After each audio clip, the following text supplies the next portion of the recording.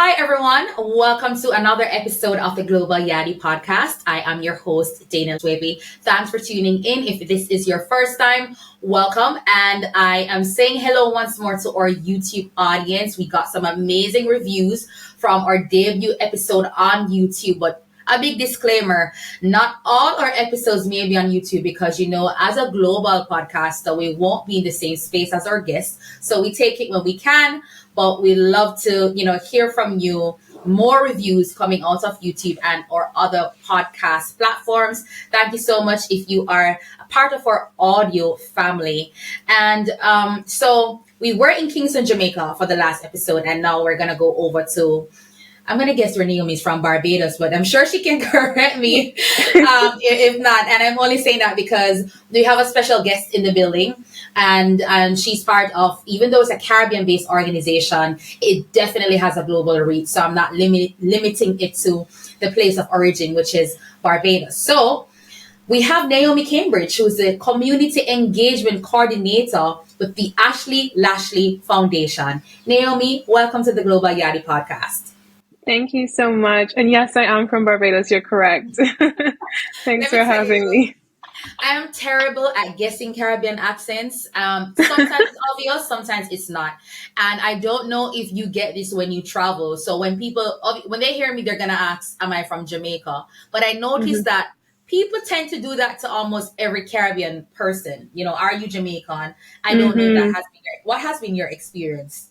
Yeah, actually, I mean, anytime I go to the Caribbean, well, first of all, my accent is not distinctly Barbados. I've been questioned even in Barbados where I'm from because I have a very unique accent. So I wouldn't advertise myself as the blueprint for the Bajan accent. But yeah, even when I go to overseas and I say I'm from the Caribbean, the immediate reaction is, "Oh, you're from Jamaica," and I'm like, "No, there's multiple other islands in that region." Yeah.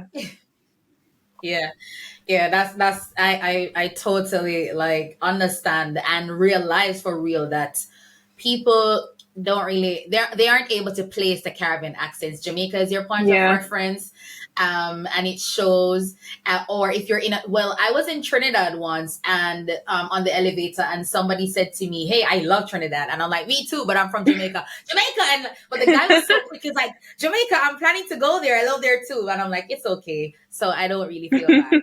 All right. So Naomi, normally I do a bio and I'm just trying to switch it up. So I'm like, I want you to tell our listeners, our viewers a little bit more about yourself. Like, who is Naomi Cambridge?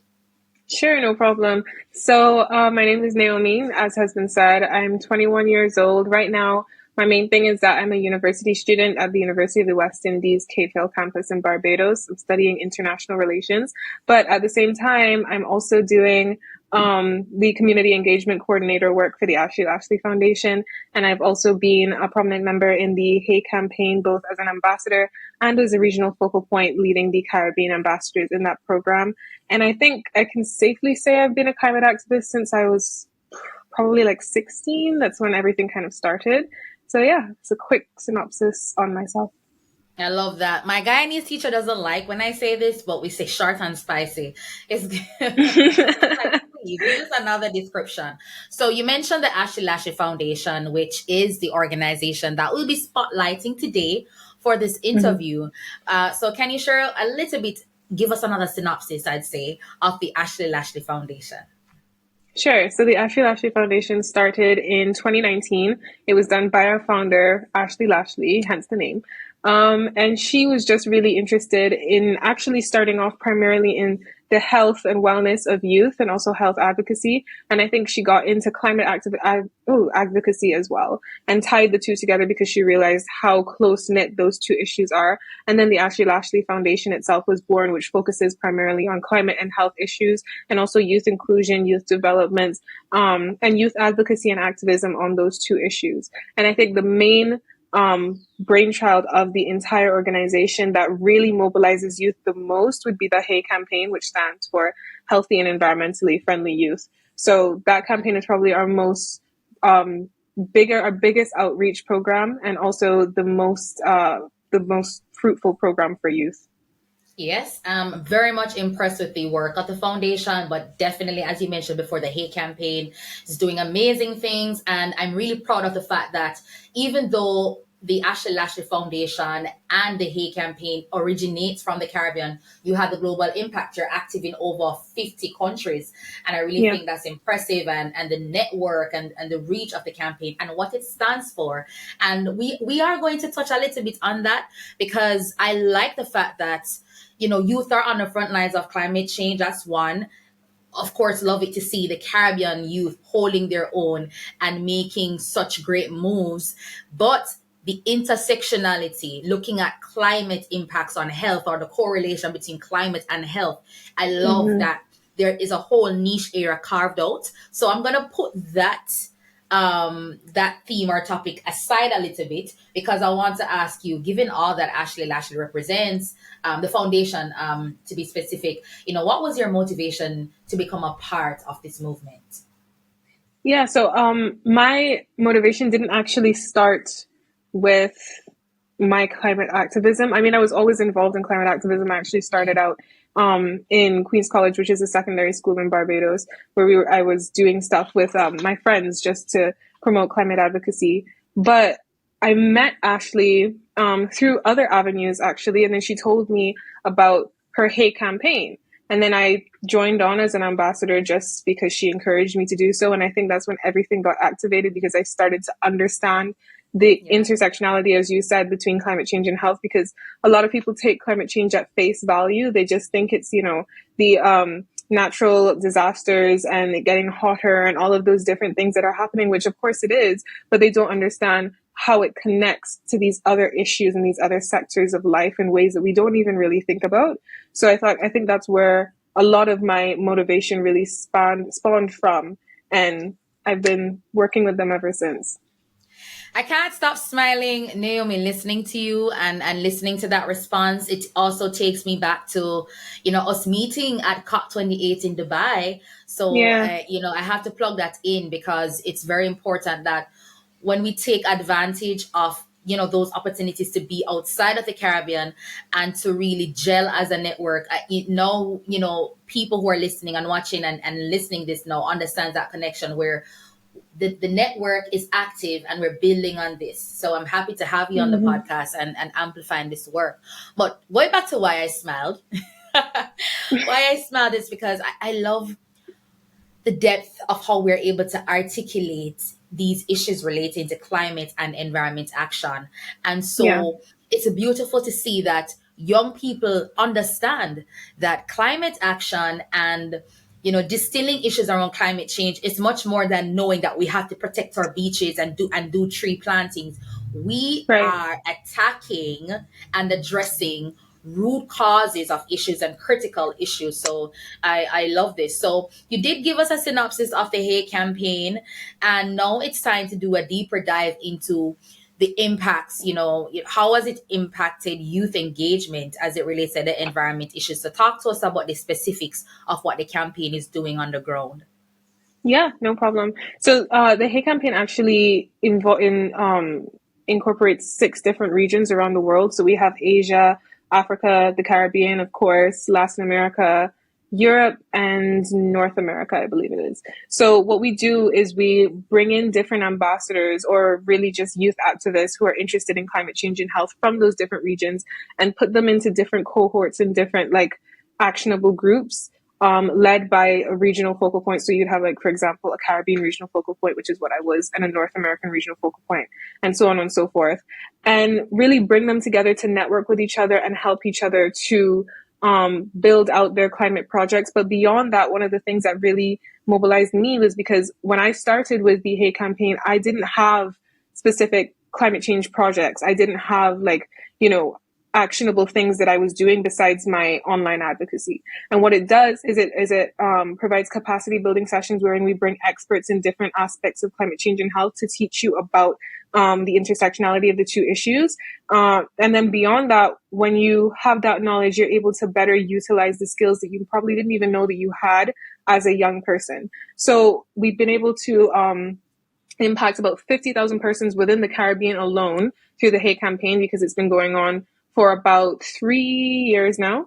And every year we've had like thousands of applications for people to join the Hey campaign. And it's always really hard to just distill through those applications and figure out who would be the best fit for the program. But then through other projects that we've done, whether they be, simple projects like beach cleanups, or if they be larger scale projects that actually impact different regions in our groups, we've collected, for example, 11,000 pounds of waste. That's one of the things that we have done. And there's so many different ways in which many different types of youth have been mobilized to work alongside each other, but then also develop their own projects in different ways. So it's a really, really, really cool program. And we're just lost in the goodness of it. And I really excited, and it's really impressive to see the dimensions of the Hey campaign. And now, I mentioned earlier that it's really great as well to see you tackling the intersections of climate and health. What made Ashley Lashley Foundation decide to zoom in on the health impacts of climate change? So, like I had said before, I guess a lot of people tend to look at climate change at face value, and they don't really understand when you say climate change and health. People don't really understand how those two issues connect. So, for example, at the same COP, we had a seminar about climate change and health, wherein we brought the ambassadors that we had taken to COP and then some other representatives of the foundation to have just a panel discussion about climate change and health. And after that panel discussion, one of the audience members had pulled me aside and they said, that was really informative. And I didn't really think much about the whole thing because they just kind of had to be there because their friend brought them there. But they said they learned a lot because they didn't know about how those two issues are connected. So we don't understand how climate change might impact, for example, your mental health. And we, especially for young people as well, we don't understand how the rising temperatures can lead to other health issues, respiratory health issues with the debilitating air quality, or cardiovascular issues with natural disasters and heat stress and all of these things. We don't see the connection between climate change and health because it's not really advocated properly. It's not put in our education systems for us to understand that beyond, like I said, the face value level of climate change, understanding sea level rise and everything, which is good foundational information. But at this late stage in the climate crisis, we need to understand the intersectionality of these issues. Love that. Very solid, very solid. So, yeah, and it made me think, I'm gonna have to have a look out. I remember as well that as we speak, my memories jogged to the active campaigning that your team was doing at COP, and also identifying other youth activists and climate leaders from the Caribbean and otherwise to speak to what does the climate impact on health mean. And I also remember, being part of that conversation and also looking at as much as it's critical for us to consider the physical, I was introduced to health impacts on climate change even on a mental or psychological standpoint, where people, the anxiety that it induces. But even when you mention heat stress, I'm like, definitely heat stress, I'm experiencing that. Maybe not to the intensity of the heat wave, but being at home or otherwise and it's hot, you can't concentrate on your work. It's uncomfortable. And even I recall another experience where I was working with a climate project, and I recall there were some sweet potato farmers in Jamaica, or cassava. I think it was cassava. And I remember, speaking with some of the men who were doing the work and explaining that they actually had to change their work schedule because now that the time is so hot, instead of starting 8 o'clock in the morning, they come, ensure that they're there from 5 a.m., 6 a.m. so that they can finish by midday because the heat is unbearable for them at some point in time, and people are, really feeling the brunt of it. So it really does have impacts. My father works in the outdoors, and so sometimes they're having conversation, and even though he might not say, oh, climate change, he's like, listen, sometimes he has to come in at 12 o'clock, rest off, because the sun is hot today, changing the work time. So while people might not say because of climate change, while it's not echoing in that, you see it, the increased temperature. Each year we're also hearing that it's the hottest year on record. So the years are also in competition to say who is hotter. So definitely Mm-hmm. these are things that we have to contend with. What does it mean in our changing society, where especially as Caribbean people, and the parents, the older folk may talk about how glued we are to the screens and this concern for children at play, but that has implications for what it means. In Jamaica, I think we have National Day of Play, so that is important for us to connect with kids socially. But it's hot, and kids are affected. For playtime, physical education at school, as a critical part of the school curriculum as well. So I love that you're bringing these issues closer, because it now makes us look at the connections for the everyday things that we don't see the alignment, but it is really there. Yeah. Mm-hmm. Yeah, I So mean, definitely. yeah. So yeah, but I mean, you're stimulating all these kind of thoughts for me. So it's really I was on a roll just now. So, but outside of the Hey campaign, you do so much more. There's a Barbados Youth Climate Action Summit, or Barbados Climate Action. Can you give us some specifics as to what activities, or what's the focus of the Barbados Youth Climate Action Summit? Climate Did I get Action that right? Summit, yeah. Yeah, you did. For short, we call it by case. So that actually was under the Ashley Lashley Foundation too. So that's another one of our annual projects that we tend to get involved in. So essentially what it is we mobilize not just, I mean, it's targeted to youth, but it's trying to mobilize the general public to be involved in climate action. So our very first year, if I'm correct, was in 2022.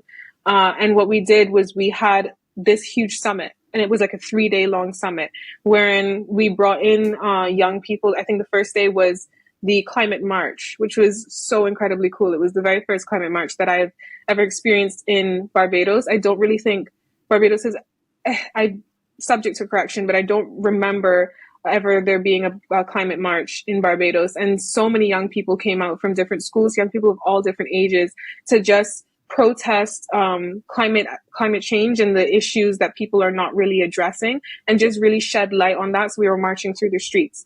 And then the next day was the day of discussion. So we had different experts coming in from different organizations like the UN, specifically UNDP, IDB. I think we had PAHO representatives as well. And then we just had them come together and really listen to youth members speak, because we gave youth members a platform on stages to be in different panel discussions and talk with them and have one-on-one conversations with them.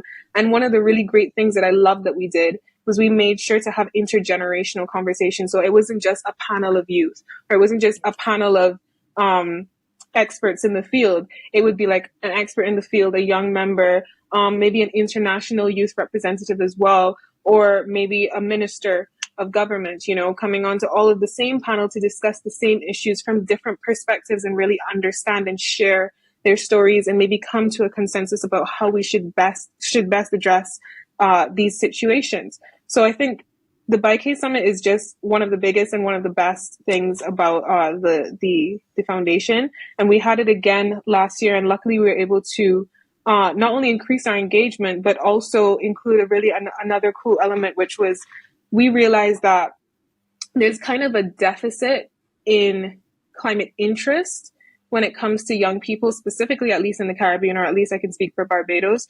Young people are not fully interested in the climate issues. They understand it, but there's not enough action towards fixing it, right?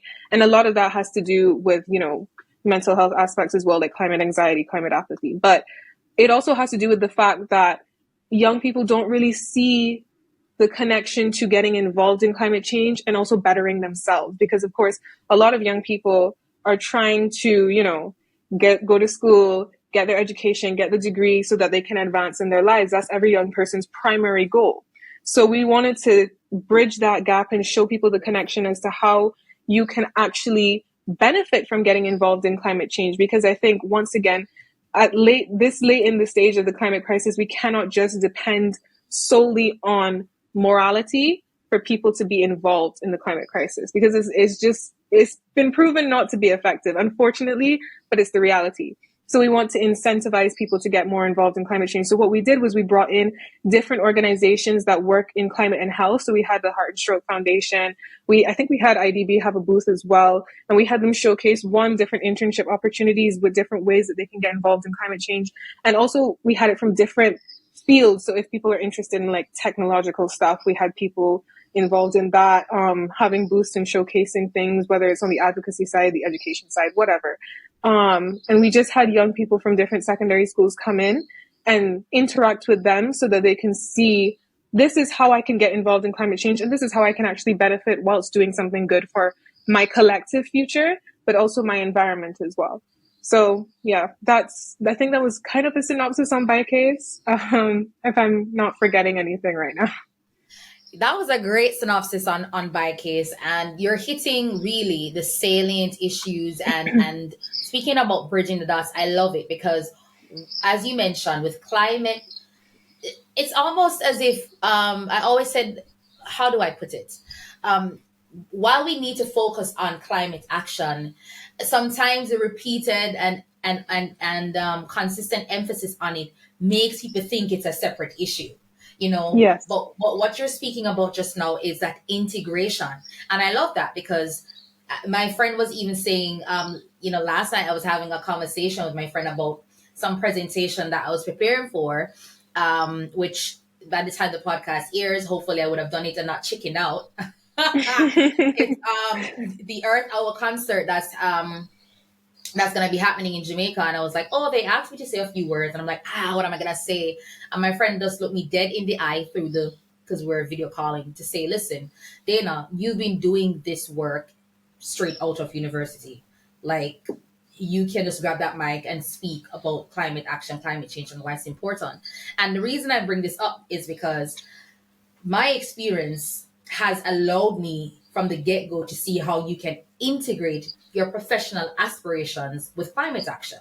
Because by profession, out of university, I'm a communication specialist. I'm a communication practitioner.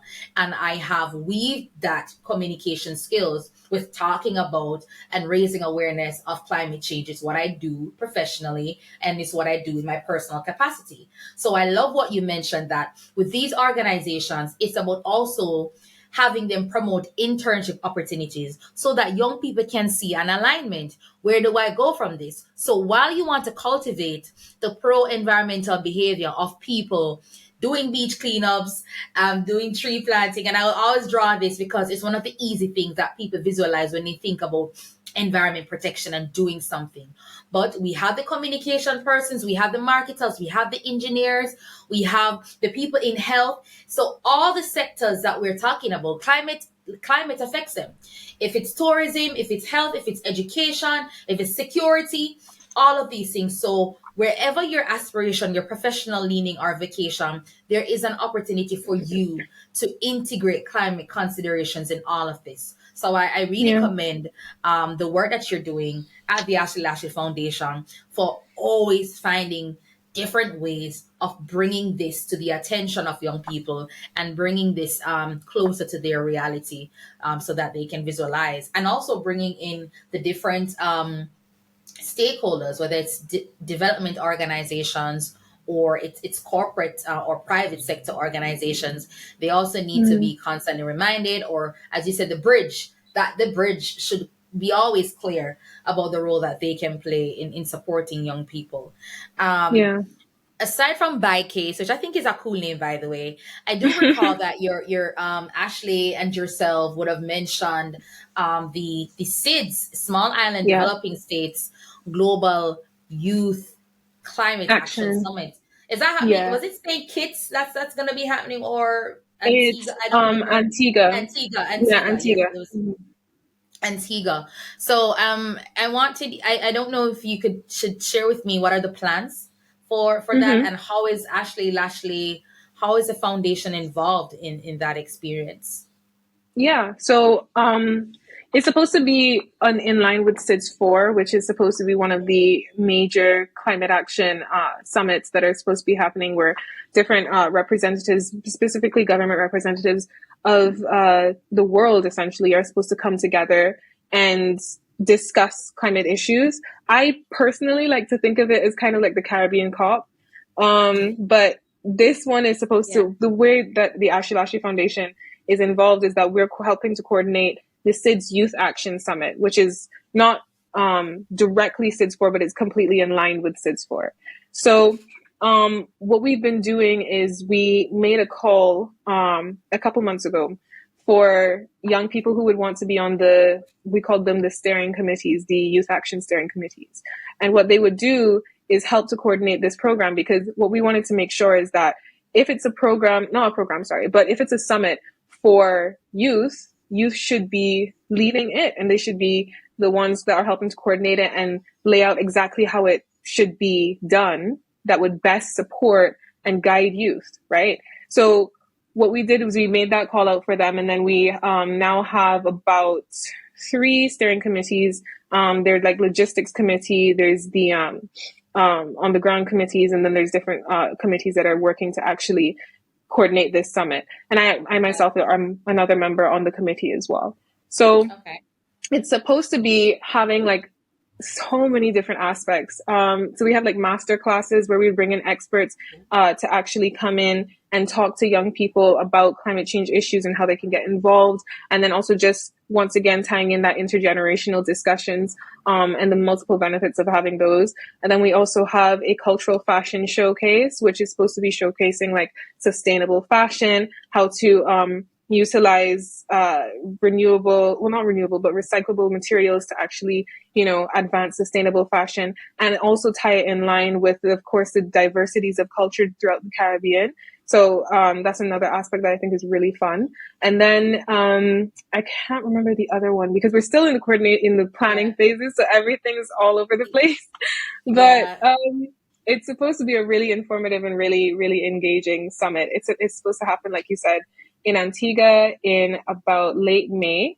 And I think we also made the call out for applicants to apply. So that's something that you should look out for as well if anybody wants to come on to the summit and interact with many other youth advocates that are coming to Antigua in May this year. All right, sounds good. So there you have it, audience, my global family. You did hear that direct call to action for you if you want to be involved in the SIDS Global Youth Climate Action Summit, or as Naomi said, the Caribbean COP. I love that. And I love the diversity of activities. And I love we're having this for ourselves because I know you can relate to this. But the first time I stepped into like a global space on climate action for youth, I was like, I'm the only Caribbean person. I'm the only person from Jamaica, or even if not the only, it's limited in comparison. Yeah. My first experience was the UN Youth Climate Summit back in 2019. So I know some of the veterans might be listening. I'm like, I've been doing this from whatever. I guess it doesn't matter. But the point is, we've been for so long used to be in a space where the Caribbean is in the minority, and then you just have everybody else like it's a regular day and event for them. I do think that has evolved. Obviously, still not close to comparative levels from people from other countries, because I recall in COP28, I was really encouraged and my heart smiled, seeing the growth and seeing so many youth being a part of their country delegations. I recall, seeing you, Ashley, some other young people at the Barbados Pavilion. St. Kitts had young people from their delegation, and there were other countries too. So that for me is good. Wanted to see more. I am saying all of this as a build up to the COP, or Caribbean COP, or let me say the right name so people get used to hearing it. The SIDS Global Youth Climate Action Summit. How is the foundation, what's the approach to ensure that we have inclusive representation? Because maybe I'm going to see more youth from Antigua. It's held in Antigua, so that's natural. But how is it that we're ensuring that we have kind of like the diverse or equitable representation from other Caribbean countries? Yeah. So actually recently, I think it was probably last week, if not 2 weeks ago, in Barbados, we had the press launch for the Youth Climate Action Summit. And we had not only Ashley on the panel, but we also had the Prime Minister of Antigua there as well. and also a UN representative to just discuss what it is. And then one of the things that I remember, because I was on the back end of with Ashley of that, and we were really, really, really trying to get youth members to come there. So I was making calls out to UE people, because of course I go to UE, and she was making calls out to all of our other networks in the Hey campaigns and all in the Ashley Lashley Foundation and stuff, to make sure that youth members are there and they can ask their questions. They can be at the UN house to hear from these representatives, because we're marketing it to youth. We want youth there. We don't want it to be, you know, an adult scene. Of course, we want adults there, of course, but we want youth members to be involved in the decision-making processes, in these big summits, in these, you know, these spaces where a lot of fruitful climate action tends to be discussed, and also networking tends to happen so that more youth can be involved. And then one of the other things is that I know in the steering committee groups, it's such a diverse group of people. I think I cannot remember all of the countries that are represented, but I know it's many different Caribbean islands are represented in these youth steering groups, in the steering committees. And then also, one of the cool things is that the Asian Pacific Islands are represented as well. So we're marketing it to them too. So it's not only just Caribbean members that are going to be involved. It's also going to be all SIDS, all small island developing states are going to be included in these discussions. And those are the people that we're trying to market to. Sounds great. And like you said, I love that inclusion. So let me pull back on the Caribbean COP, although I mean it's Caribbean hosted. So but I love that, you know, the Pacific youth as well. I know there have been some active, amazing champions on that side of the world. So it's really great, and to see the inclusion and the space that's been held for them as well. Because when we think about the climate crisis, I think about so many countries like even Tuvalu and others, that sea level rise is like a critical issue for them. I was reading the other day that Tuvalu is actually making a 3D digital model or digital clone of themselves, all 124 islands. Yeah. Because by the end of the century, you know, the leadership is saying they're projecting a worst case scenario. So now they're putting themselves in the metaverse, because by the end of the century, based on the projections for sea level rise, they won't be existing physically, that island. So to me, it doesn't get scarier than that as it relates to how real the climate crisis is. So really great for that important bridge and platform for the Asia Pacific small island developing countries as well for the summit. So we're winding down. So much there is, you know, it's amazing. Just proud, the Caribbean pride with what's happening with the climate action. Really amazing. So I want to, you know, explore what have some of the youth experiences within Ashley Lashley Foundation. What has that been like? Can you share any inspiring stories of young people who've been actively involved in the foundation? Yeah, so many. Oh my gosh. I mean, it's a Not just you. youth-led, women-led. Oh no, no, I wasn't even thinking I'm about me kidding. actually. About three different people ran through my head. None of them were me, Yeah. but one of them is definitely Maria Marshall. She is if I can, don't quote me on this, but I think she's the youngest Caribbean climate activist in Barbados. And she has been doing this work since she was 14 years old. And she is fully involved in climate activism, and she's one of our very prominent and repeated Hey ambassadors who has done so much, and she's been able to increase her outreach in many different ways. So I would definitely recommend checking out her different pages as well. But one of the great things that she's been doing is her Blue, Green, and Everything in Between initiative, which she started last year.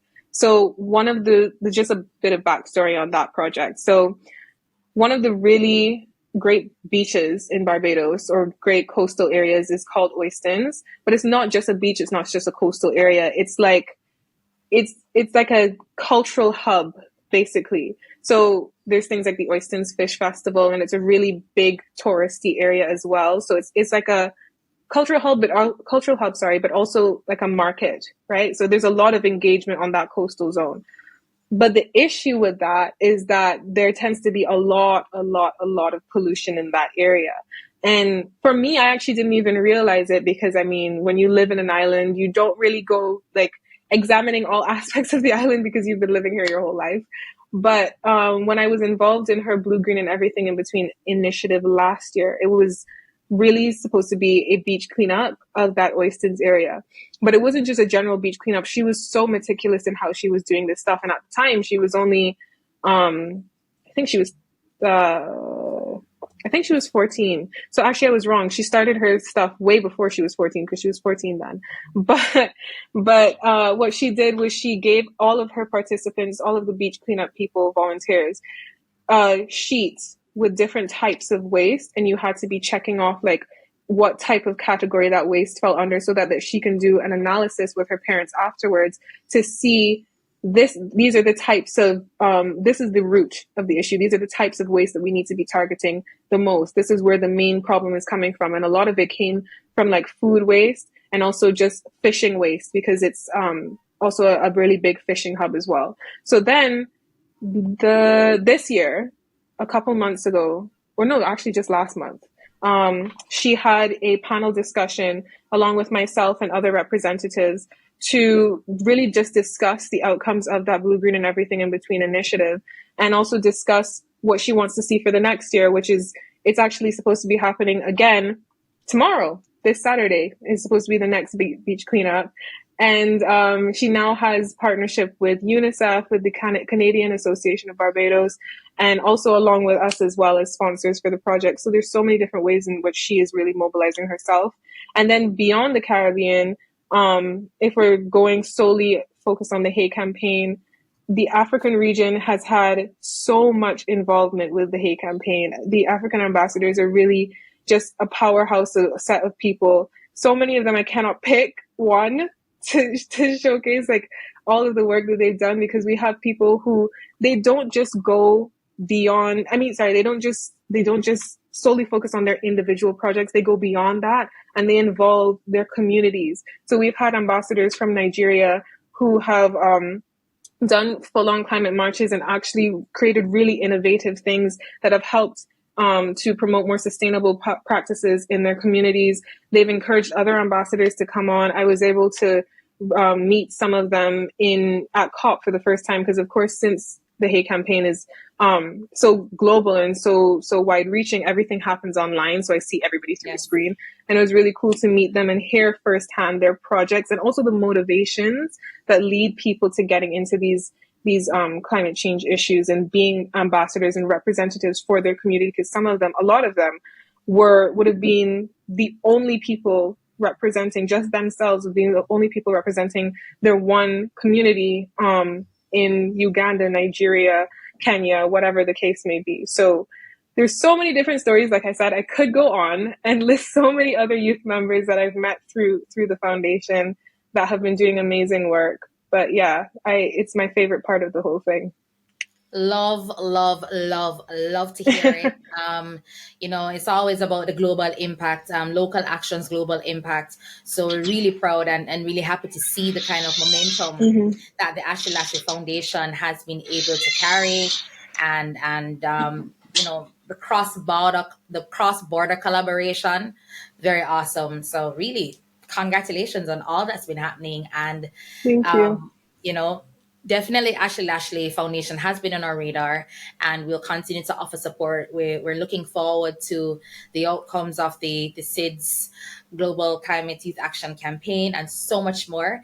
And of course, we want to check out some of the activists and leaders that you just mentioned. I'm sure we can find some of those information on your website. So the last thing I'm going to ask of you is to share with our audience how they can follow the work of the foundation and how they can connect with the foundation.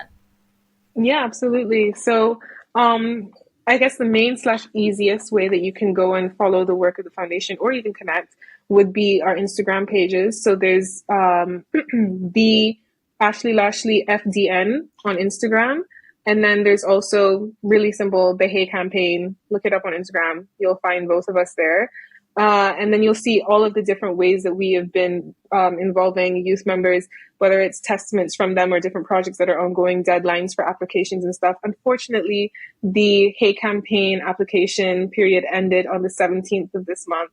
but we will be having another set of applications next year, and there's always different ways to engage. And we have capacity building sessions that will be advertised to the entire general public. They are specifically for the ambassadors, but anybody that's willing to join and wants to have that information inputted on them, they are welcome to join. And every time that we have a capacity building session happening, it's advertised on those Instagram pages as well, which is why I think that's probably the best, like I said, / easiest way to keep involved.